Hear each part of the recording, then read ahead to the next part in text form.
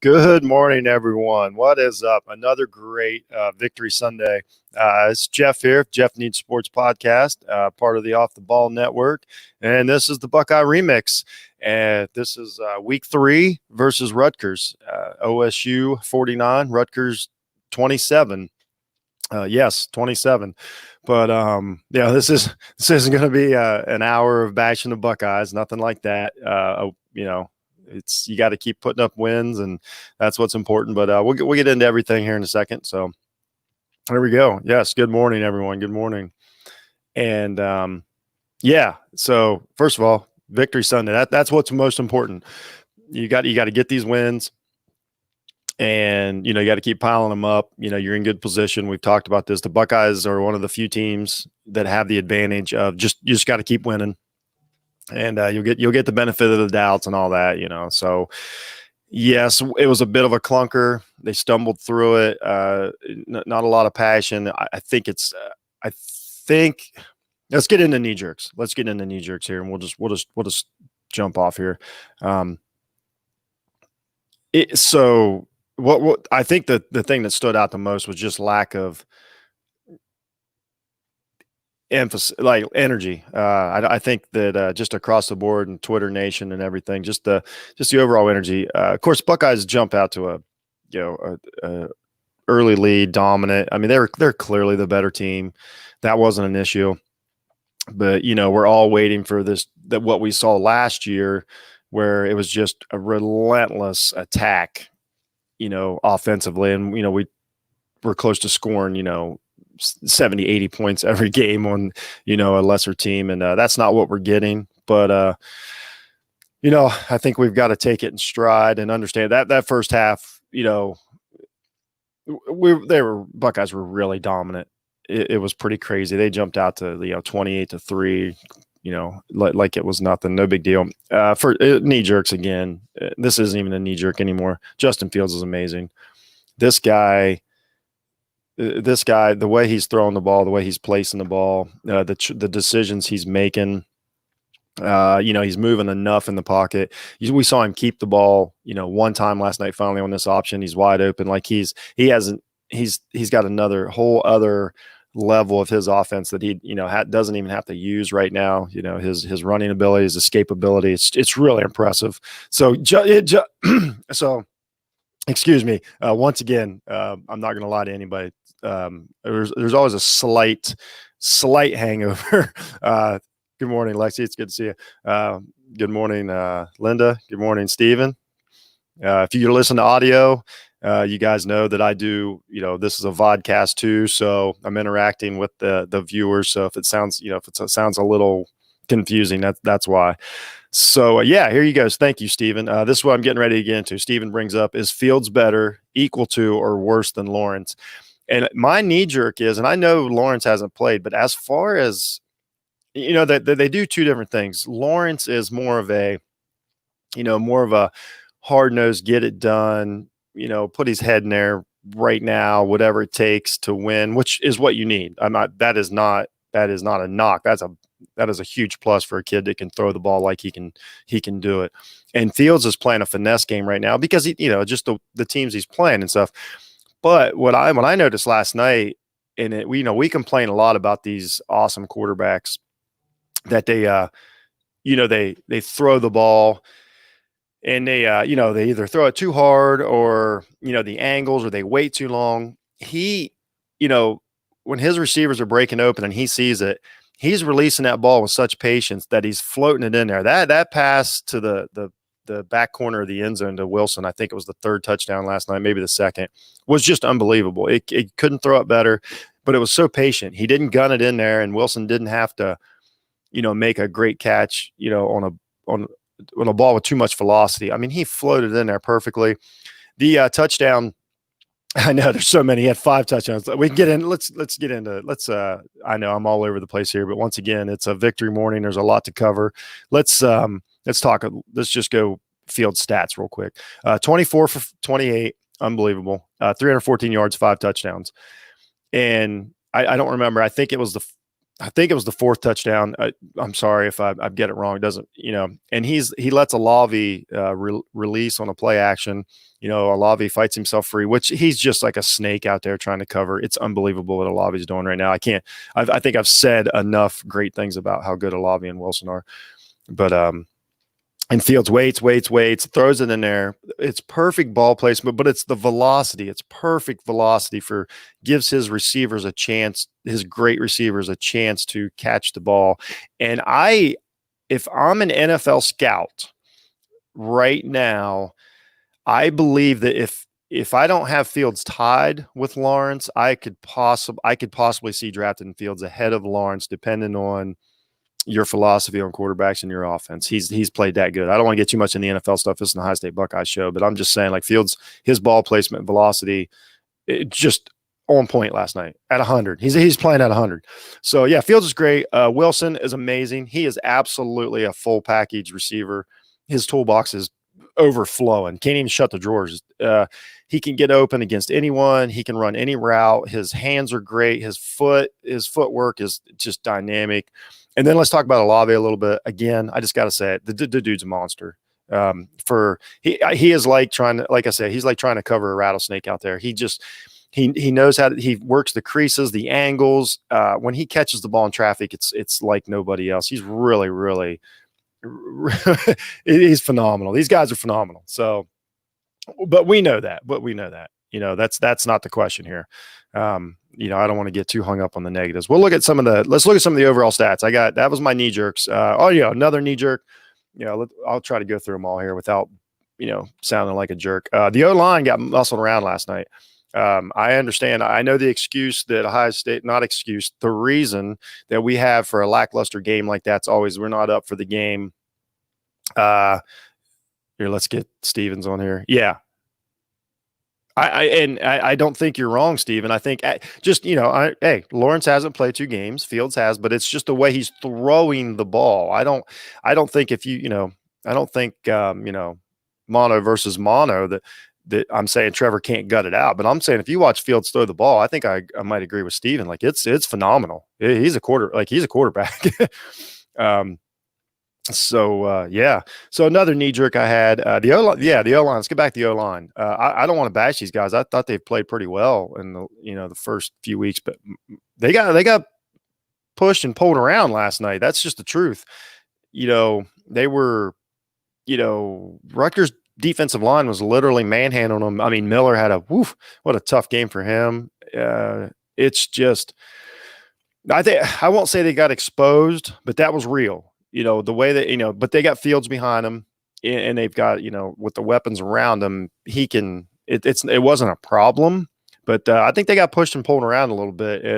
It's worrisome. Like if you flipped over, here's what I said last night. If you flip back and forth between the Ohio State game and the Notre Dame Clemson game, when you flipped over to the Notre Dame Clemson game, it looked like it was being played in fast forward compared to the speed and emphasis that was on the field. And I understand that, you can play down to your opponent with Rutgers and all that, but I'm saying the way Notre Dame bullied Clemson last night physically, these are the teams you compare yourself against. And Ohio State would have struggled. Ohio State would, they got a little bit of growing up to do. So, and another thing I want to say is it's got to be hard to play in a stadium the size of the shoe empty. Like there's no energy.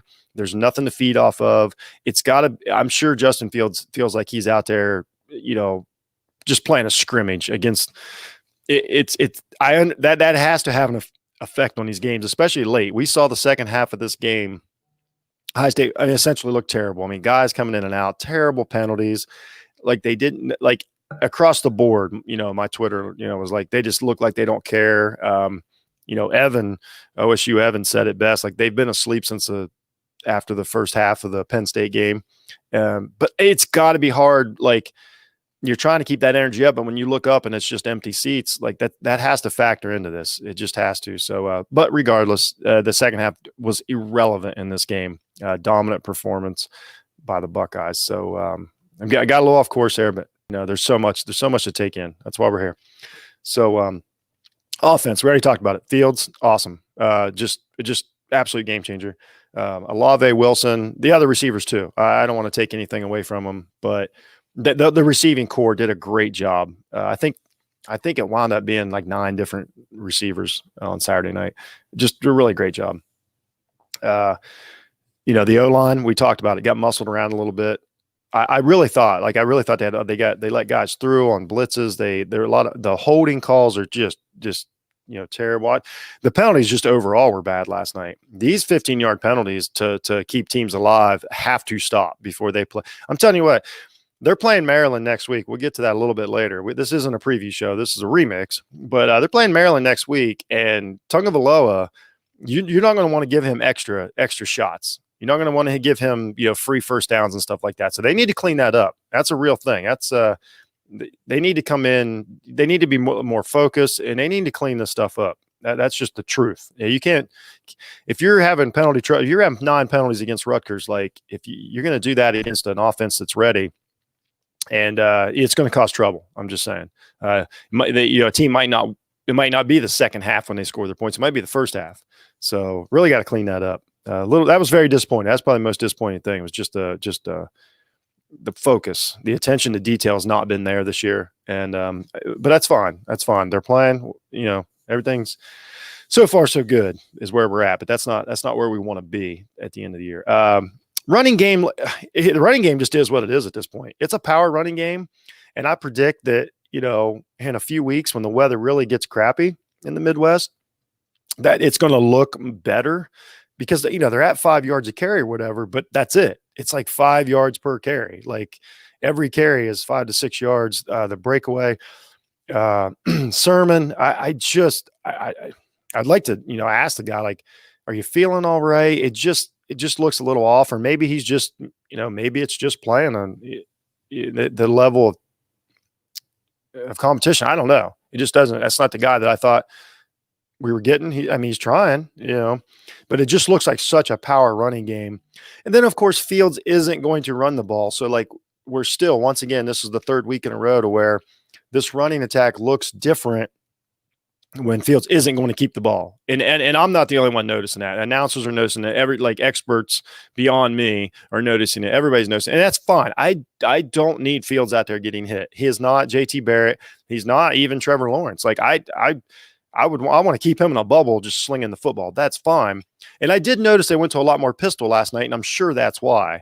But still, it's but then, like I say, Rutgers, really kind of, won the line of scrimmage. And I know we wound up running, I got it right here. We wound up running for another 203 yards, but it just doesn't look like it. So they're just not explosive. The running game is what it is. And I think in December, it's going to come, it's going to be awesome to have that power running game and these big tough backs like Master Teague, but it is what it is. It's not explosive game. It's just not explosive. Of course, I say that once again. Clemson, ETN had like I think 28 yards last night or something like that. So it happens. I'll take Justin Fields over an explosive running game any day. Let's just get that out of the way. That's the offense side. Let's move on to the defense here. Here's a weird game. How do you judge a defense that, a lot of Rutgers pulled everything, out of the playbook? Reverses, all these trick plays. It's impossible to game plan against that. And I know everybody, your gut reaction is like, well, why wouldn't everybody do that every game? Well, because they still lost. I got tired of hearing they're like, Shiano won't quit, Shiano, blah, blah, blah. And I'm like, well, I would rather have a team that wins than just won't quit and lose. I'm just being 100% honest here. Like, good for him. Your team really tried and lost. But if you look at those first half stats, it wasn't even a ball game. Like, so defense played really well. I thought you know what? The standout I thought on defense, I think this guy's getting a little better the last 2 weeks. Baron Browning really starting to feel his way into coverage, and he made a lot. I know it's playing Rutgers. Once again, the speed of the game is not the same. That is for sure that they're going to see. But here's the thing: they don't play a lot of teams different than this. Indiana, that's obviously that's you got to circle that on their schedule. They're legitimate, but I thought Baron Browning played a really nice game. The linebackers, like I say, when it becomes to a physical game, they're much better. So they look fine. I think the secondary looked okay. It's really hard to tell when they're playing these teams that don't have this passing attack. But if you give up 3 points, and the biggest play in the first half was the long, I think it was a reverse or an end around. And that was the biggest play that got him in the field goal range. It got that field goal in the first half. So I got to say the defense played pretty good. I thought they looked a little more physical, but it's Rutgers. I'm sorry, like it's a bad matchup for Rutgers against this defense. I can't judge much. The ball's not in the air a lot. There's not a lot of speed out there. So I just there's not much I can do. But they look fine. They're fine. They obviously held up.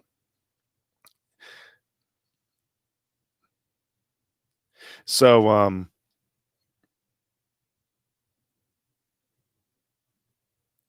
oh yeah. So here, I'm sorry about the pause there. A lot of stuff going on. If you're listening to this on audio, a lot of stuff going on the screen here. Yeah. So here's another thing on this: that speed in pass rush that we've been accustomed to for probably pushing a decade now at Ohio State. That's just not our game this year.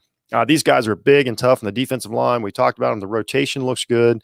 They get pressure. They're good tacklers, super physical. But that speed, the speed coming off the edge and just pushing, shoving quarterbacks out of the pocket and chasing them down, it's just not there. It's not going to be. The player's not on the field. I'm not saying they have really good players. They're just made a little different than the Chase Young and the Bosa's. I mean, those guys are freaks. And we don't have a freak this year coming off the edge. It's no secret. They got to earn it. And, I think they're finding their way. I mean, they're starting to get the linebackers a little involved in that spot.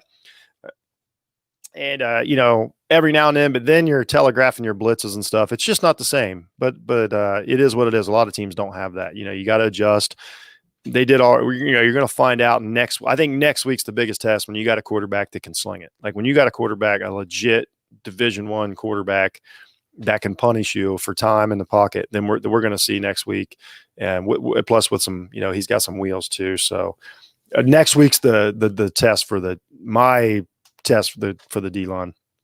So, but yeah, that's all for defense. There's just not much to say about it. I'm not going to break down the second half of an atrocious game like that. That second half was, there's no reason to get into it. That's not the team that we're trying to take to the playoffs. That second half team is not the team we're trying to take to the playoffs. So I'm not concerned about breaking that down. Coaching. I didn't put coaching up here on the list. I did not think that Ryan Day was his best coaching night. I think he is a really, really, really good offensive and quarterback coach, especially. And I really believe that the tactical side of it, he's got some learning to do as to where, Meyer was great at that part of it, but his quarterbacks, he didn't have Fields, so we really don't know. But just in general, looked like Day was, his team was, when teams lack energy and stuff, you got to put a little bit of that on the coach. I mean, they take a lot of the credit. I haven't thought this last 2 games were Day's best, but I think what he's doing, technically wise with the offense and stuff, I like. Like I say, I liked when the pistol last night. They even ran some, your classic. Sorry about that, guys. If you're watching TV, there had a little bug interrupt the studio. So yeah, I think what he's doing, I shouldn't say. I think what he's doing in practice is really good, but I think his game night management. And there's more coaches, I realize it, but I'm saying he's just when I say the head coach, just the coaching staff, I think a little lackluster. I mean, just kind of the penalties or lack of detail or lack of focus, that killer instinct, that lack of emphasis is, I got to put a little bit of that on Day. Once again, I'll take him. I mean, he's doing a fine job. The team is really, really good, but if we got to pick nits, we got to pick nits. So just saying, maybe not his best one. All right, let's get to the report card. I've got an awesome graphic for it, so I'm going to put that up so everybody can see my report card this week. I hope everybody liked the new intro. I made that video this week. I'm really proud of myself. If you're on audio, you go to Facebook and check out my videos. See what we're doing behind the scenes here. There we go. Report card.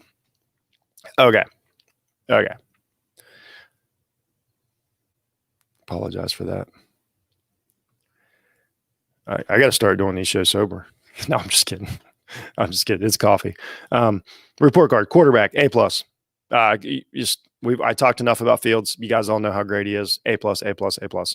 Wide receivers, A plus. I mean, they're fighting for routes. They're making every catch. They're making hard catches. They seem to be. We don't know how much you're blocking downfield because guys aren't getting breakaway runs, but I assume they're doing their job blocking. Yeah, wide receivers A plus. Running backs, I just give a B because I just think we got a B running back squad. Love the guys. Want nothing but hope. I think they're trying their hardest, and I think they're doing what they can. I think they're blocking very well. They're chipping and picking up blocks. I think they're doing pretty well at that. Which is what if they're not going to be, if you're not going to be, a running back that runs a 4.2, then you definitely better be able to block. So I think they're doing a pretty good job with that. I'm curious to see if Chambers get mixed in more. He's got a little explosiveness to him, so I'm curious to see once Chambers gets in the rotation a little more. I'm curious to see how that goes. So I give him a B. It is what it is. They had 200 yards rushing, touchdown, like whatever. They're fine. They're fine. Yeah, we'll take it. We'll take them in Fields. I'll take the combination.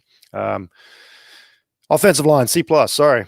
You can't have that. You can't get 10-yard penalties and cost first downs, and their holding penalties were panic penalties. They weren't like bad calls. They were getting beat at the point of attack and grabbing guys. They were legit holding penalties, a few of them. Couldn't really push anybody around in the run game. And you guys all know that I compare these Ohio State games as if they're playing Clemson, Alabama, now Notre Dame, Florida. And when I flip over to the Notre Dame game and these guys are powerlifting Clemson players, and then I look at what Rutgers is doing to our offensive line, it concerns me. There's no reason that it wouldn't. They just got to get a little toughness, and they got to. I don't know. I need to see a little more out of them. So C plus. Sorry, guys. You had a pretty good couple of weeks. You did keep the heat off of Fields, but that's he had a couple escapes, he had a couple sacks.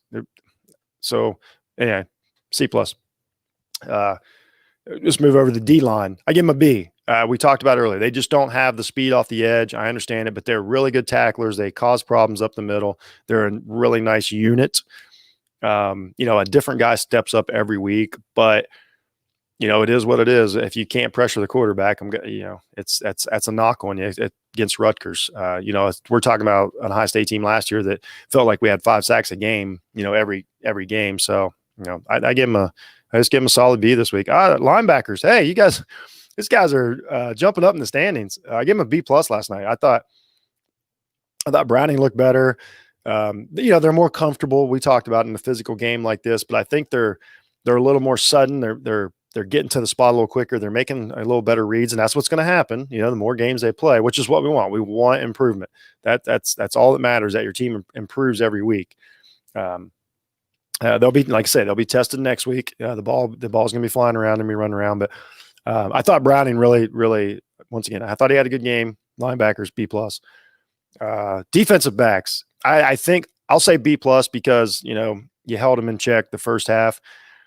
Proctor, that guy comes in and makes a nice play. Like a few times a game. Really, like they're coming together. I give him a B. It's hard to grade. It's just so hard to grade the defensive backs when you're playing a team like this. Next week, defensive backs, D line, you're on the clock. Like we are watching you. That is faux show. Yeah. And head coach B minus. I thought the team lacked energy. I think they're a little complacent. I think they played a little sloppy. There's no reason Justin Fields should have been playing in the fourth quarter, let alone the second half against that Rutgers team last night. Very disappointed in that. He had no business being on the field, and he had to be. I understand he had to run out and get another couple of touchdowns, but I will not accept a team this good needing to score in the fourth quarter against Rutgers. So we got to clean that up a little bit, but I don't doubt that you will. Sorry, coach. I love you, man, but it is what it is. I got to call like I see it. Call on the show sometime. I invite Ryan Day to call on the show and tell me how stupid I am. That'd be awesome. If anybody knows Ryan, have him give me a call. So,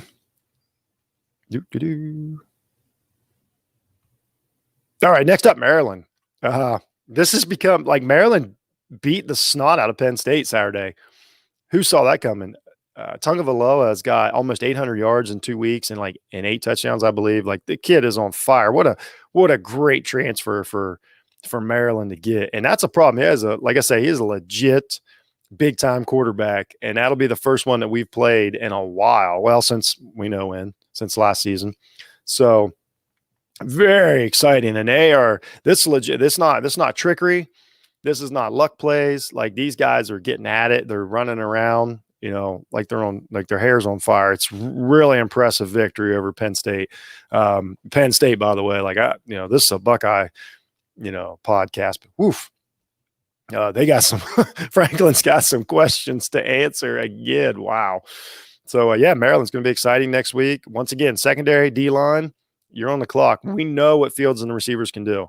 We absolutely know. And now, in this Maryland team, this might be a game. I don't think the weather is supposed to hold up. I'm not sure. I don't think it's going to be a perfect fall day next Saturday.